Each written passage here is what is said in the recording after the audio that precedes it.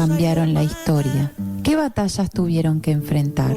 ¿Cómo podemos nosotros inspirarnos en esa fuerza que la llevó a atreverse a romper los límites de su tiempo?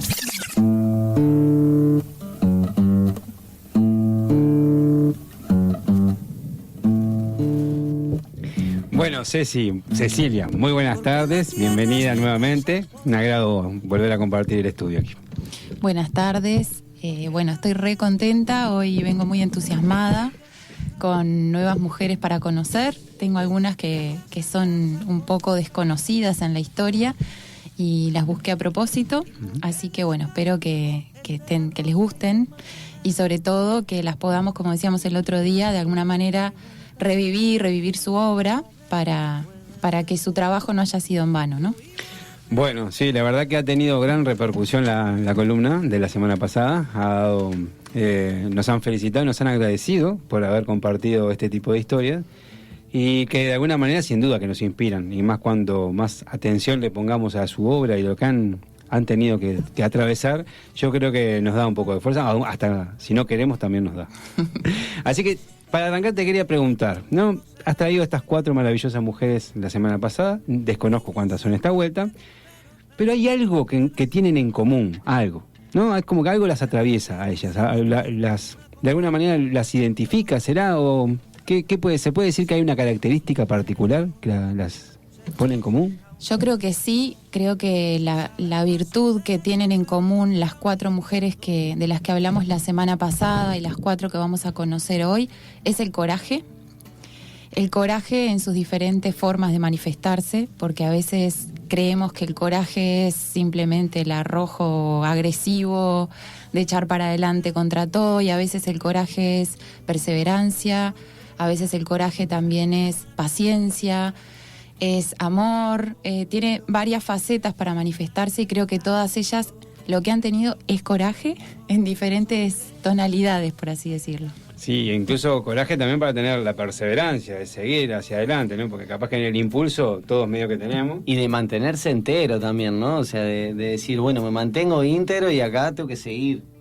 Bueno, por eso decía, porque a veces el coraje está en la resistencia, ¿no? Resistencia a la adversidad, resistencia a que tu entorno no te entienda, no te apoye, que creo que esto fue una característica bastante común de todas, porque fueron como una especie de cosa diferente en su tiempo, y eso obviamente tiene un peso importante. Todos nos queremos sentir reconocidos, apoyados, queridos, y cuando tu medio no te entiende, hay que tener una resistencia especial para seguir adelante. Sí, sin duda también que no es una cuestión de cambiar algo por cambiarlo nomás, sino no es como quiero ser el raro o el distinto, quiero ser la mujer rebelde de la historia, sino que al menos las que nos venís compartiendo han cambiado algo que ha sido sustancial, realmente han cambiado el curso, no sé si el curso, pero al menos la manera del enfoque de la vida la han cambiado. Sí, y las que vamos a conocer hoy yo creo que han hecho aportes muy importantes. Una de ellas, no sé si ya voy entrando porque estoy así como muy emocionada, ¿eh? Bueno, empiezo por una mujer que vivió también a fines de la Edad Media. Se llama Christine de Pizan. Vivió en Francia. No es muy conocida, no sé si la han escuchado nombrar, pero creo que no es muy conocida. No. Bueno, van a descubrir una mujer maravillosa. Christine nació en el 1364. En realidad nació en Venecia, pero su vida fue en Francia. Fue llevada a la corte de Francia. En realidad tuvo la suerte de que su papá era astrólogo y era médico en la corte del rey de Francia, entonces, a ella la criaron y por lo tanto en esa época recibió una educación especial porque tenía acceso a la biblioteca del palacio, tenía acceso a todos los intelectuales de la corte, entonces a ella le gustaba muchísimo leer y empezó a escribir, algo que en esa época para una mujer no era común. Es un ejemplo parecido al que nos trajiste el lunes anterior. También había una de las mujeres que nos compartiste que también tuvo como esa posibilidad, ¿no? Hipatia. Hipatia en la biblioteca de Alejandría. Exacto. Ahí está. En eso son mujeres que tienen un apoyo, una ayuda, no sé, del destino que les permite tener un acceso especial que otras mujeres no tienen, ¿no? Otra suerte que tuvo, por llamarlo suerte, fue que se casó con el secretario del rey, pero se casó enamorada, algo que no era común en esa época. Porque en esa época te casaban, no te casabas. Entonces se casó enamorada de su esposo, tenía 15 años, su esposo no tenía problema en que ella siguiera escribiendo, entonces ella tuvo 3 hijos, escribía, y 10 años después, cuando tenía 25 años, tiene la desgracia de que su padre y su esposo mueren por la peste. Entonces se queda sola, se queda sin el apoyo de su padre, se queda sin el apoyo económico, con sus 3 hijos, con su mamá que era anciana, con una sobrina que tenía a cargo. Bueno, de repente le cambia la vida y se pone a escribir de manera profesional para mantenerse. Esto, estamos hablando del siglo XIV, o sea... ¿Y cómo llevaba a cabo de manera profesional la escritura? Bueno, porque empezó... ¿A quién le vendía eso? Bueno, empezó a escribir y empezó a tener gente que le apoyaba y que de alguna manera difundía sus obras se empezaron a conocer, y en esa época no era que compraran, sino sobre todo que recibían como un mecenazgo, es decir, que había alguien que las apoyaba económicamente, como los pintores, para poder seguir trabajando. Entonces ella escribe una obra de la que voy a hablar porque es como una precursora del feminismo en esta época, por eso digo que no es conocida, pero... Es como que fue la primera que se largó a hacer eso. La primera escritora profesional en Occidente, bueno, después de Grecia, que de repente estuvo Safo, que fue una poetisa, pero después ninguna otra mujer que sepamos se había dedicado a trabajar de eso. Entonces ella escribe una obra que se llama La ciudad de las damas. Entonces es una historia en la cual las damas van... Yo sí la conozco. ¿Sí? Pero de un libro de la historia del feminismo sí que la mencionan y mencionan su libro. Claro, porque ella hace una especie de respuesta a obras de su época que eran muy misóginas, que culpaban a la mujer. Bueno, acá está todo el tema también de la culpa del pecado, ¿no? De asociar siempre a la mujer o al pecado, o a la reproducción, o a la desgracia de los hombres, la perdición. O a la posesión, así como diciendo, bueno, claro. Están para hacer los placeres del resto. Sí, y además en Europa, por ejemplo, eran moneda de cambio, o sea, sobre todo en la nobleza, casarlas servía para que la familia estuviera bien, no importaba nada más. O sea, bueno, hay que tener varias hijas, saber colocarlas, y eso permitía un estatus, ¿no? Económico, social, etcétera. Entonces, sí, a veces eran acuerdos también para salvar ciertas guerras, una cosa así. También, ¿no? sí, por supuesto, casaban a la hija del rey de no sé quién con el rey de acá, entonces, bueno, quedaba un acuerdo político que igual después a veces se lo pasaban también, pero... Entonces, bueno, en este libro ella cita como ella había estudiado, empieza a citar muchas mujeres importantes de la historia. Diosas, heroínas, mujeres de Grecia, lo que les decía la poetisa Safo, Juana de Arco, y entonces empieza a hablar de las mujeres. Dice que recibe la ayuda de la justicia, la razón y la derechura, que le hablan, entonces la ayudan a inspirarse, a reconocer a esas mujeres y a las mujeres como algo positivo, inclusive hablando de su cuerpo, no como una cosa pecaminosa, sino de la naturaleza, y dice que no puede haber tantos hombres brillantes y sabios que se hayan equivocado a lo largo de la historia, porque muchos se casaron y tuvieron a sus mujeres, ¿no? Si fuera tan mala la mujer. Entonces hace una reivindicación de la mujer en ese sentido más...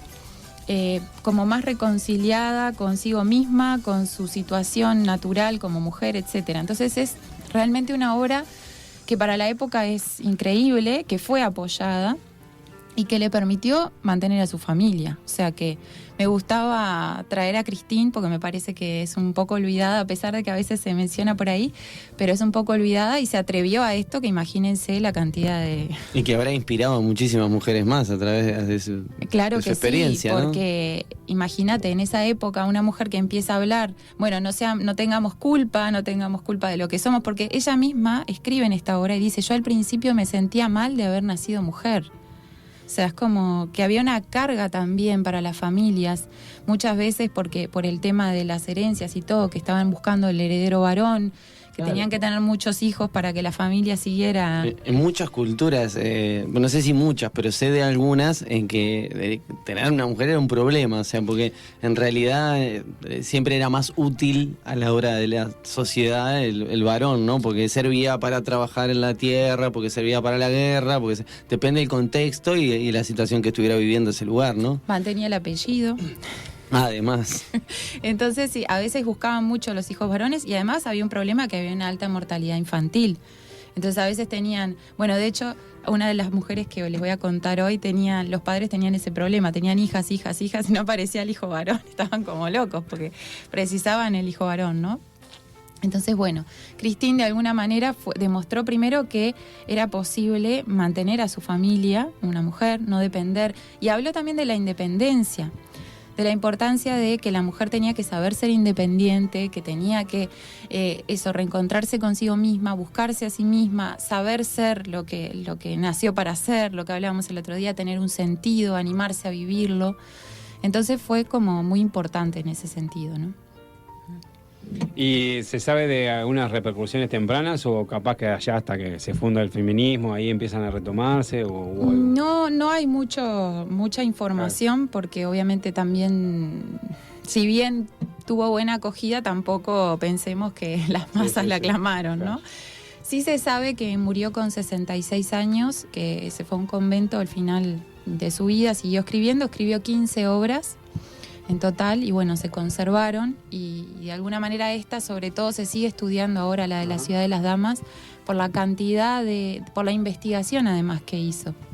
¿Tenés algún título de alguna de sus obras? La Ciudad de las Damas. Bueno.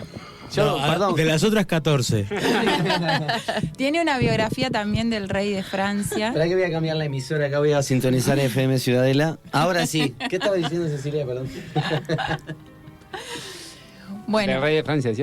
Que hizo la biografía, sí, también. ¿De cuál de ellos? Carlos V de Valois. Ah, ok. No mucho sé gusto. ¿Era contemporáneo a ella? Sí, fue el que se la llevó a la corte. Por eso también le permitió hacer su biografía. Fue bien recibida por él, o sea, hubo una veña y le dijo, está todo bien. Sí, aparte él fue el que la dejó entrar a la biblioteca, todo eso. O sea. Le dio corte, digamos. Entonces. Bueno. El platillo siempre está en el aire, pero nunca suena. Bueno, yo estoy ansiosa por saber más. Bueno, ¿sigo? Dale. Voy a hablar de una que mencionamos el otro día y me sentí así como inspirada, que es Juana Zurduy, una heroína de América que nació en Bolivia, que es una mujer para mí que admiro muchísimo porque esta sí que tuvo el coraje de ir a la guerra. Literalmente. Literal, esta sí que tuvo mucho coraje. Bueno, Juana Zurduy nació en 1780, aparte murió de 82 años, o sea que fue a la guerra y le fue bien. Sí. Una guerrera y una aguantaba camiones también. Sí, aparte madre, ¿no? O sea, no dejó su maternidad, porque estas mujeres además hay que ver que en esa época en general no era que renunciaban a la maternidad como pasa ahora para ser, no sé, la gerenta de no sé dónde. En esa época la maternidad venía incluida, salvo que fueran monjas, con todo lo otro que quisieran hacer. ¿Se acuerdan de Ada Lovelace, que hablé el lunes pasado, que, bueno, a pesar criaba a sus hijos y el marido iba a la biblioteca, le sacaba los apuntes, ¿no? Eso fue brillante. Y o sea, de la primera que hemos hablado de Christine, sí. Ella dijiste que luego se fue a un convento. Sí, pero ¿fue un poco por evitar la maternidad o no? Ella tuvo 3 hijos. Entre los 15 y los 25 fue madre 3 veces. 3 hijos, claro. Vale. Después se hizo cargo de su sobrina también, o sea... Es que en esa época se casaban y fue a los 66, aparte, ya no había mucho que escaparse. Claro, ya sus hijos eran grandes. No me acuerdo si sobrevivieron todos, pero porque también en esa época vieron que les pasa que eso, que a veces se les mueren, no llegan a ser adultos, pero ya eran grandes los hijos. Juana, ¿de dónde dijiste que era Juana Zurduy? De Bolivia. De Bolivia. Sí, nació en Toroca. Su papá era español y su mamá era mestiza, entonces ella se educó un poco con los indios, con los mestizos, en esa cultura, y obviamente no querían saber de nada con los españoles, digamos, y estaban con la corona y estaban a favor, obviamente, de la independencia. Entonces ella va a mezclarse desde un principio. Primero la mandaron a un convento porque sus papás murieron cuando tenía 12 años. A los 17 la echaron porque tenía lecturas inapropiadas. Ese fue el argumento. Vayan a saber qué sería la lectura inapropiada. Revolucionaria era. Entonces ya a los 17 ya se la quisieron sacar de encima porque era complicada. Entonces cuando va a su pueblo natal, conoce a un señor que luchaba en la revolución, que se llamaba Melchor Padilla. Bueno, está muy afín con sus ideas, y conoce al hijo, que también estaba muy afín con sus ideas y más no cerca de eso. Al corazoncito. Ahí está. Entonces se enamoran, se casan, y ella empieza a apoyar a su esposo en la guerra, en las batallas, en todas las revueltas que estaba. Al principio, reclutando, iba y animaba gente, mestizos, indios, para que se sumaran. Bueno, fue madre de 4 hijos. Wow. Y en esas andanzas tuvo que entrar en combate también. Entonces, bueno, andaba, iba, venía. Aparte, imagínense, en esa época es un poco parecida a la historia de Manuela Sáenz, que tienen periodos. Manuela Sáenz es la mujer, la que fue mujer de Bolívar, que lamentablemente se la conoce como la amante de Bolívar y no por todo lo que hizo. Claro. Pero siempre pasa eso, ¿no? Bueno, Juana Zurduy un poco así, que a veces andaban mucho tiempo en el campo, yendo, viniendo. No era que estaban en un lugar, en su casita, que iban y después llegaban a su casa, prendían la estufa. O sea, vivían muchas penurias, andaba con sus hijos a cuestas. Bueno, en uno de los momentos la apresan a ella y a sus hijos, les expropian todo, su marido la va a rescatar. Bueno, ahí anda en varias hazañas, hasta que en un momento que también la vuelven a apresar, su marido la va a rescatar y es herido de muerte. Entonces, bueno, su marido muere, se mueren sus hijos también en combate, queda una con ella.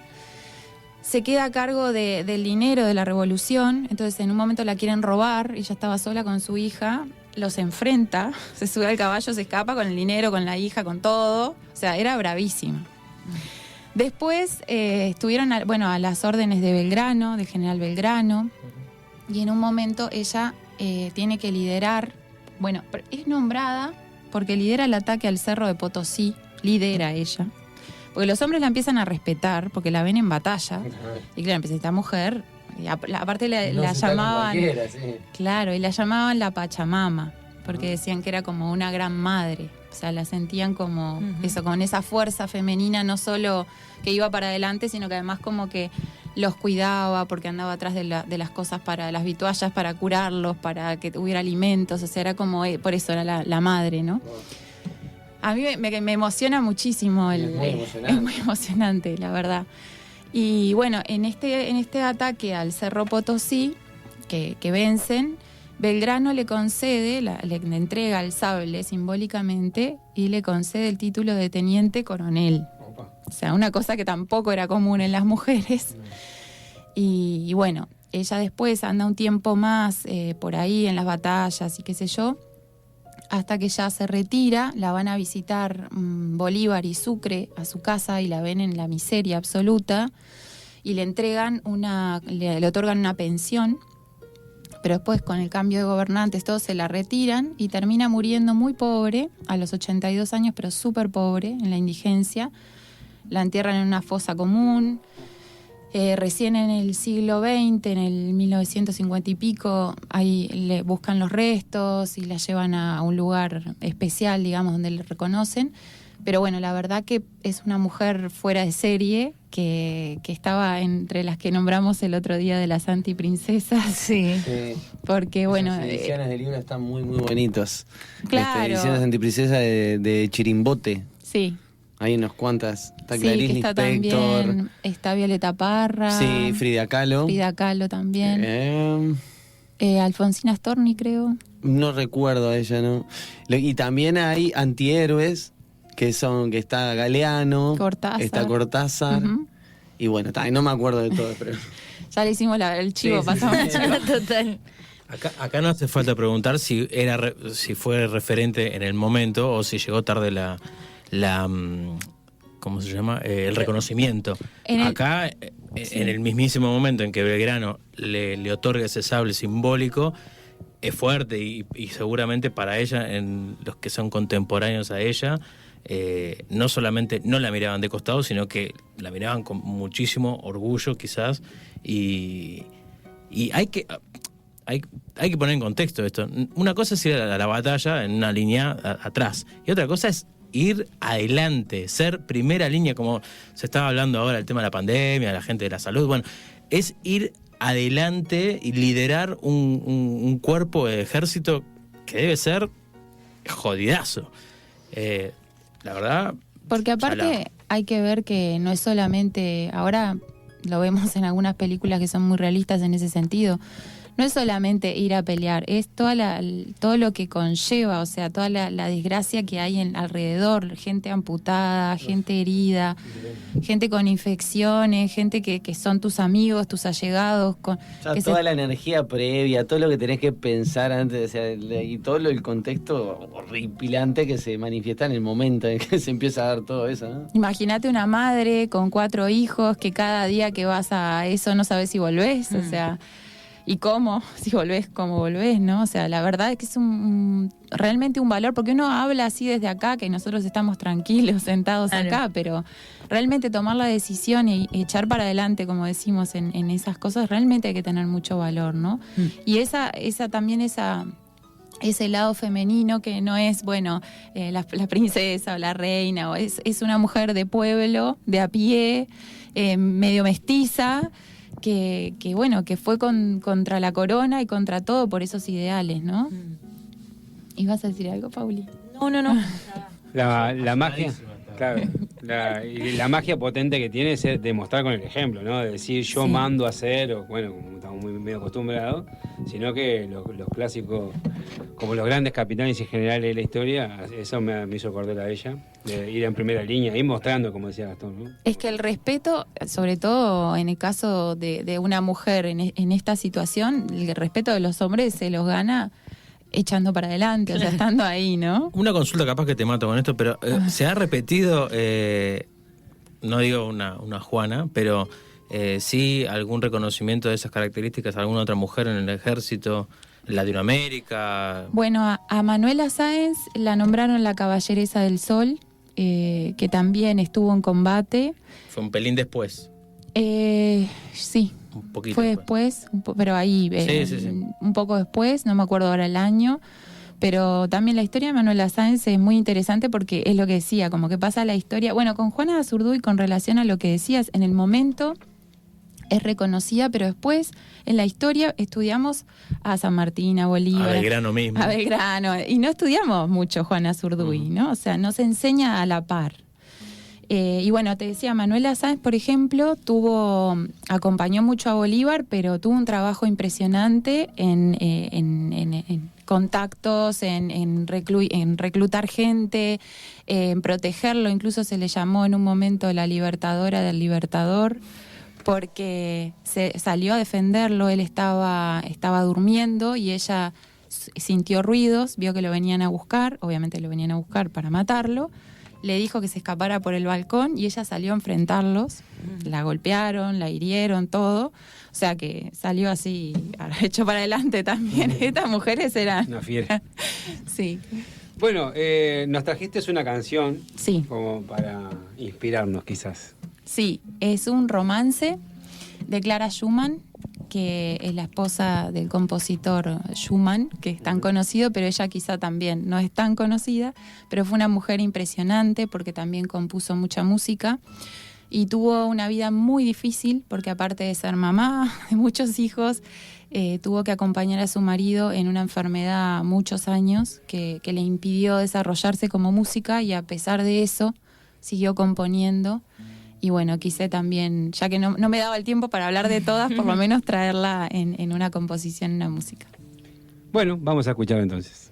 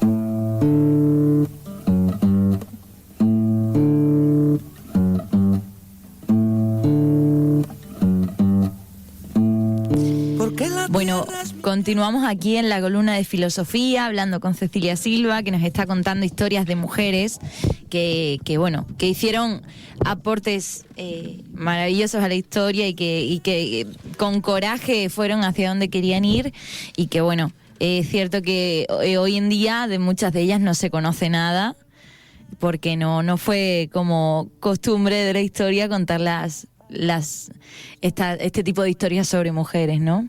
Yo, antes de continuar con la tan interesante columna, quiero refrescar que estamos sorteando dos becas completas. Una para el curso de filosofía y otra para el para el seminario de Egipto, que comienza mañana. Me refrescaba acá Cecilia, que es de 7:30 a 9. De 7:30, creo que son 2 horas, de 7:30 a 9:30. Ahí va, y son 4 clases, no 3 meses, como mal dijo el conductor al principio, con tal de vendí un auto también, y no sé qué más, pero bueno. 4 clases. No. Bueno, pueden ser 3 meses y las 4 clases espaciadas. Está perfecto, para que reflexiones. Que comienza mañana, así que mandando simplemente la palabra Egipto o filosofía, ya tenemos para filosofía, Egipto está en camino y ya está participando. ¿Sí? ¿A dónde la tiene que mandar esa palabra? La manda al celular. ¿A dónde? 094901007 o al Facebook, en una buena, o al Instagram, que no sé cómo lo llamamos. En una buena. Claro, ¿cómo va a ser? No podíamos hacer otro programa, pero no. Continuemos, pues. Bueno, vamos a conocer a otra mujer que esta también creo que es bastante desconocida, pero que tiene una historia muy importante. Esta se llama, a ver si la conocen, Sofonisba Anguissola. Sí, la Sofo. ¿Era tía abuela? No. Daniel me estaba diciendo justamente el oyente que tenía una bisabuela que era ella. Me golpea el pincho, yo sí. Yo sí que no tengo ni idea. Pues yo no, la verdad no la conozco. Ahí está. Bueno, Sofonisba es una pintora renacentista. Conocemos pintores renacentistas hombres, conocemos mucho, podemos nombrar a Leonardo, Rafael, Miguel Ángel, no sé, Caravaggio, Caravaggio es posterior. Las tortugas ninjas. Las tortugas ninjas, sí. Exacto. Pero conocemos muchos pintores del Renacimiento, barrocos, etcétera, pero muy pocas mujeres. ¿Por qué? Bueno, porque si nos vamos de vuelta al contexto histórico, era bastante difícil que una mujer se acercara a un taller de pintura. Ajá. Porque tenía que casarse, porque tenía que ser madre, etcétera. Entonces acá de nuevo vamos a tener una mujer increíble, que además tengo una anécdota para contarles que habla de su personalidad. Ella nació en una familia de nobles, pero que no tenían dinero. Vieron que esto era bastante común porque a veces tenían el apellido, por así decirlo, que pertenecía a la nobleza, pero habían perdido las tierras, entonces no tenían dinero, tenían que casarse con alguno de esos burgueses que venía creciendo, que les servía casarse con una noble. La piloteaban con el apellido ahí, más o menos dibujaban, disfrazaban un poco y después agarraban con todo ahí, ¿no? Efectivamente. Entonces, bueno, Sofonisba son 6 hermanas y un hermanito que al final nace, que esta era la que les decía que los padres estaban desesperados por encontrar al varón. ¿De dónde era? Ella nació en Cremona, en Italia. Entonces, tuvo la suerte de que a pesar de ser nobles, precisamente como no tenían dinero, el padre trabajaba en la administración de la ciudad y se encargaba de los bienes culturales. Entonces, él se encargaba, por ejemplo, de las obras de la catedral, de inventariar las obras.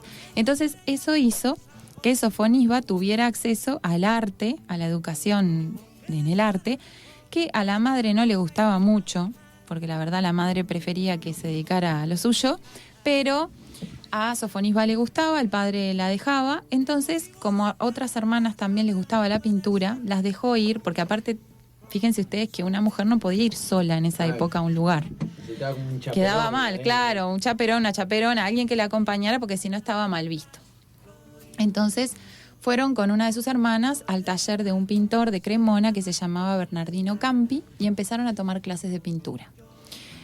Parece que era tan buena, porque en esto las mujeres tienen que ser muy buenas para destacarse por encima de los hombres, por el contexto, si no pasan desapercibidas. Fue tan buena que en un momento pasa un señor importante de la época por Cremona y precisamente como su padre era noble, tiene acceso a ver algunas de las pinturas de Sofonisba y dice, epa, esta mujer es increíble. Déjeme llevarme algunas de estas pinturas. Vieron que en esa época se viajaba por Europa, por las cortes, etcétera, porque la verdad tiene muy buena mano. Empieza a circular las pinturas, empiezan a circular por Europa y le empiezan a encargar. Era muy buena retratista. Y fíjense el truco que tenían para reivindicar, por ejemplo, el hecho de que la mujer podía pintar. Se hacían un autorretrato ellas mismas pintando. Entonces ya pasaban el aviso, ¿no? No era la selfie. Claro, era una como selfie. Acá, tranqui, en el atelier pintando. Una selfie de renacentista, podríamos decir. En la que, no, pero era muy importante porque estaban dando un mensaje. Claro, señoras, claro nosotras político, también sí. podemos pintar, ¿eh? A ver, acá, y podemos hacer otras cosas aparte de tener los hijos, ¿no? Era arte de denuncia casi. Claro, o sea, era muy importante. Bueno, tan importante fue que llegaron una de sus obras a Miguel Ángel, que imagínense que era, wow. Entonces en la época era muy reconocido, y Miguel Ángel le da para adelante.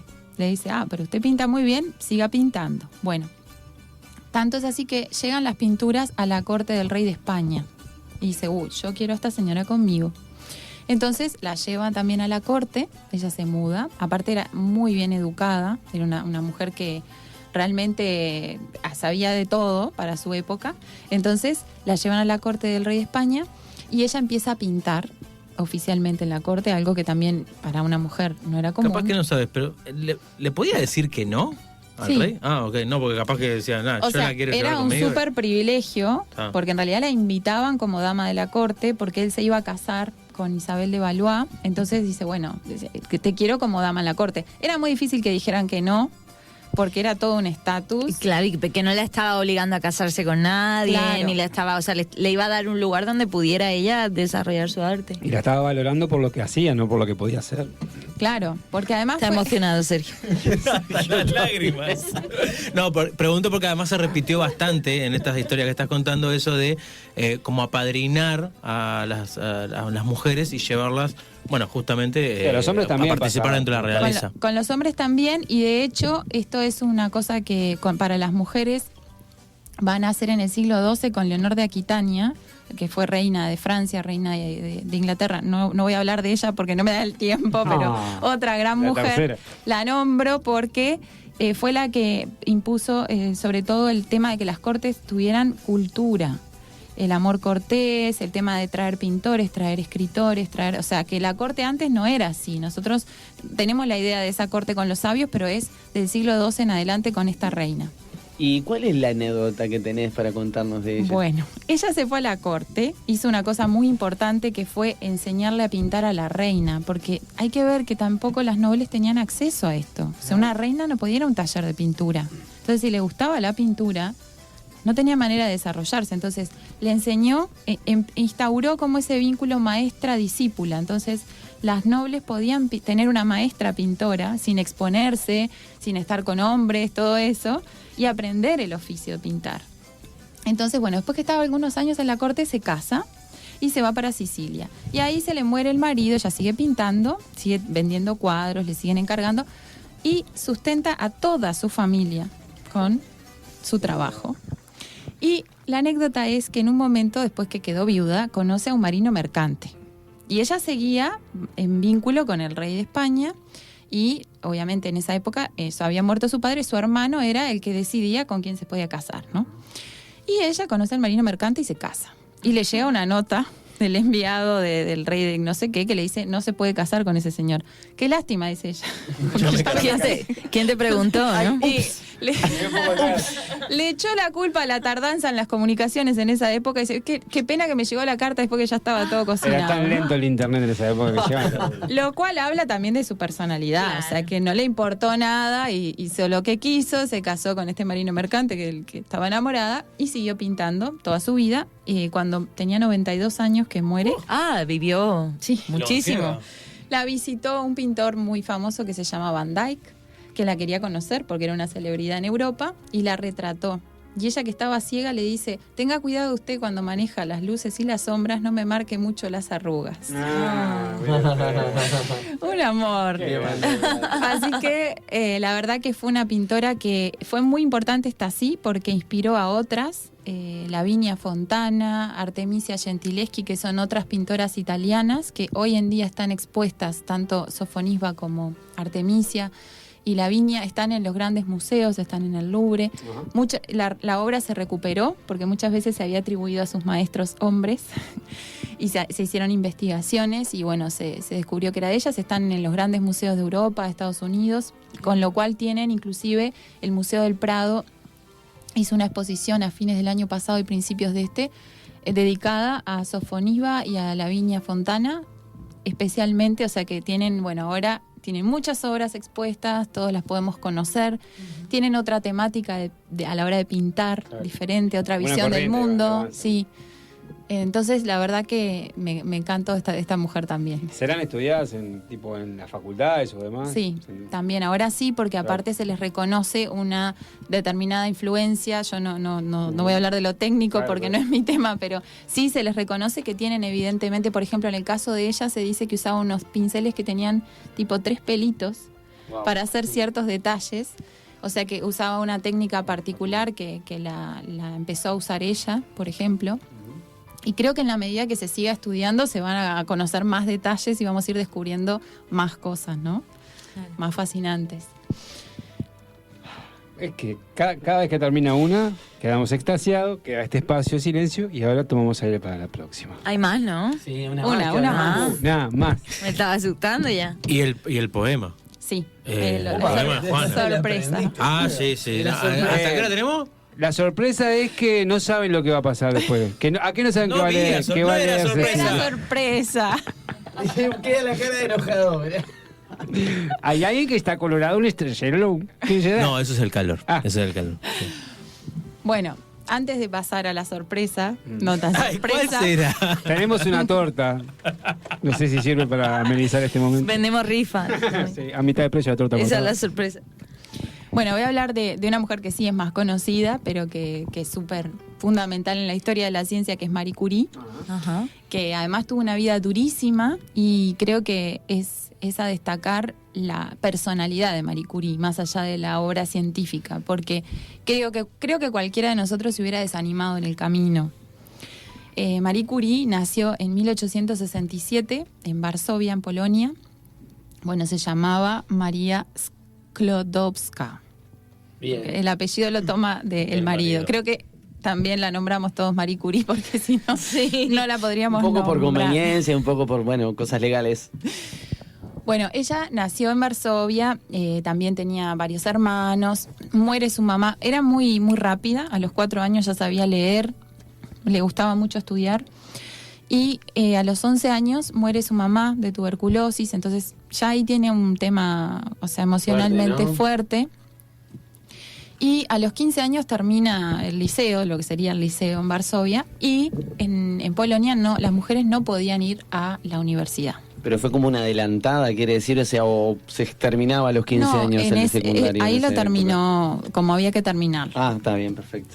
Pero no podía ir a la universidad porque no había universidad para mujeres. Entonces había una cosa que eran universidades bajo cuerda, diríamos clandestinas, a las que las mujeres iban, que se llamaban universidades volantes. Entonces empezó a estudiar ahí, a ella le gustaba mucho la matemática, la física, hasta que pudo irse a París.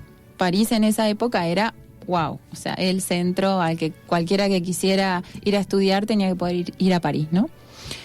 Entonces, a los 24 años se va a París, estaba su hermana allá, y se anota en la Sorbona, la Universidad de la Sorbona, famosa Universidad de París, donde en esa época no abundaban las mujeres.